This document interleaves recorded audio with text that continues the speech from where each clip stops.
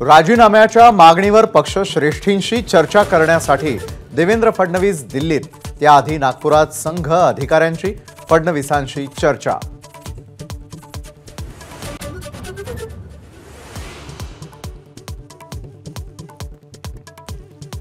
पराभव झाला तरी चालेल, पण अजितदादांची साथ सोडणार नाही।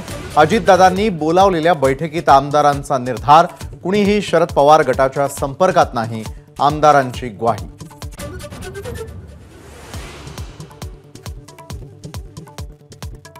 मोदी सरकारच्या मंत्रिमंडळाचा संभाव्य फॉर्म्युला एबीपी माझाच्या हाती, चंद्रबाबूंच्या पक्षाला 4 तर नितीश कुमारांच्या जेडीयूला 3 मंत्रिपद मिळण्याची शक्यता।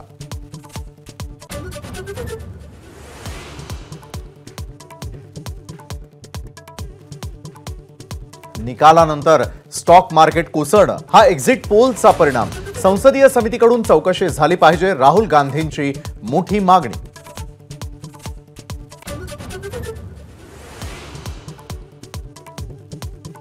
भाजपला संपवायचं असल्यास विधानसभेमध्ये काँग्रेसला झुकतं माप मिळालंच पाहिजे, पटोलेंचं मोठं विधान। काँग्रेसच्या कार्यकर्त्यांकडून नाना पटोलेंची लाडू तुला।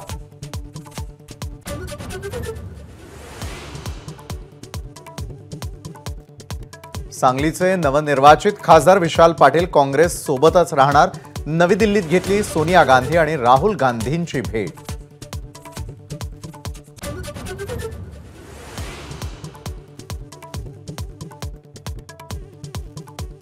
दोन महिन्यांपासून लागू असलेली आचारसंहिता संपली, राज्य सरकारांना मंत्रिमंडळ बैठका घेता येणार, अवकाळी ग्रस्त शेतकऱ्यांचं लक्ष मदतीच्या घोषणेकडे।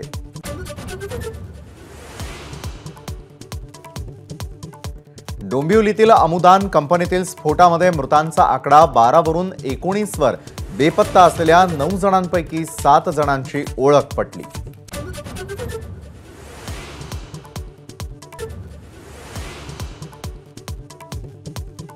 कंगना रनौटला चंडीगड विमानतळावरती रक्षकानं कानशिलात लगावली। सीआयएसएफची महिला रक्षक कुलविंदर कौर निलंबित, तर सीआयएसएफच्या डीजींकडून चौकशीचे आदेश।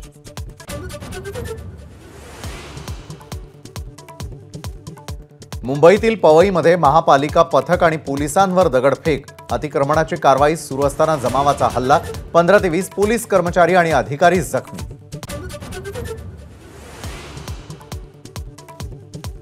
महाराष्ट्रासाठी गुड न्यूज, मान्सूनचं तळ कोकणात आगमन, सिंधुदुर्ग रत्नागिरीमध्ये पावसाच्या सरी।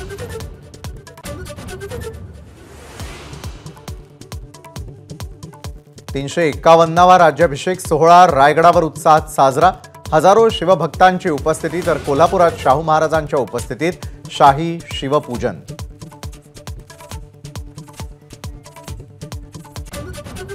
बघा नीट,